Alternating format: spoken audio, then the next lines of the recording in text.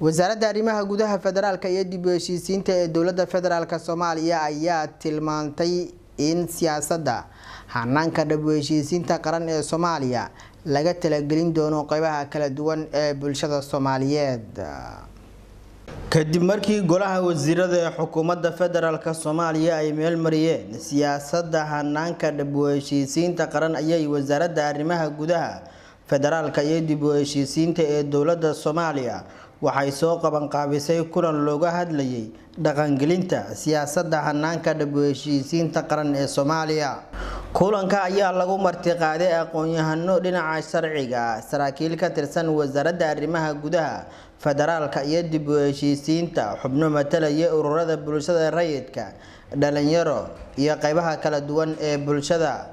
waxaana looga hadlayay suurtagalnimada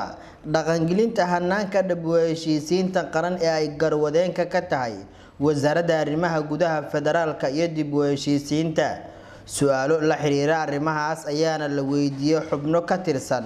wasaaradda arrimaha gudaha federaalka iyo dib u heshiisiinta khubaro iyo xubno kale oo ka tirsan xafiiska ra'iisul wasaaraha dowladda federaalka Soomaaliya tirka labaad waxa weeyaan wixii dadka Soomaaliyeed dhex maray in laga heshiiyo laga wada hadlo laga wada xaajado meel lagu tiiriyo haddii laba qof isku dhacaan wixii dhex maray aanay ka heshiin wax kale ma wada samaysan karaa maya waa qodobka labaad iyada ee lagu socdo marka in kalsoonida dawladda iyo dadku isku qabaan aaminaadda dawladda iyo dadku isku qabaan la sameeyo oo dadku ay dareemaan inay dawladdu iyaga ka wakiil tahay dawladduna dareento inay dadka shaqaale u tahay ka afraad ka soo kabasho dhaqaale la sameeyo diiftii colaadu keentay iyo dhibkii dhacay in laga soo kabto oo dib u dhis dhaqaale bulsho siyaasadeed nidaamkii burburay dib loo afarta qodob dab heshiisiinta qaranka Soomaaliya afarta qodob in sidii hadda base laga dhigo ilaa meel laga bilaabo baanta koow laba ka bixin laga bilaabo markii la fakaro loo gudbo intaas aan soo jeedin lahaa waxaan qabaa dad Soomaaliya maanta meesha aan joogno marka way ka duwan tahay meesha kale waxaan miisanahay argagixisada ayaa la bedeli karaa waxaa la bedeli karaa qabiilka iyo siyaasadda la bedeli karaa heshiis dhab ah la abuuri karaa intaas anoo ka faa'iideysanayo waxaan rabaa inay baanalka sharafta leh oo aan ku soo xulanay maanta idinka oo dhalinyaro iyo mas'uuliyiintan kaleba inay idin sheegaan habka ugu wanaagsan oo uga qayb qaadan kartaan idinka nabadeynta Soomaaliya saddex shay ayaa tiir ah dadku waa inay arkaan horta waxa la yiraahdo amni inuu helo shakhsiyan qofkaasiga bulshada deegaankaas joogto inay aaminto inuu jiro amni aan barbogaan lagu abuurin oo leeyahay amni ma jiro dhibaato ma jirto markii la badiyo dadku waxay aaminayaan inuusan amni jirin midda saddexaad ugu muhiimsanna waxay tahay in dadku ay adeeg helaan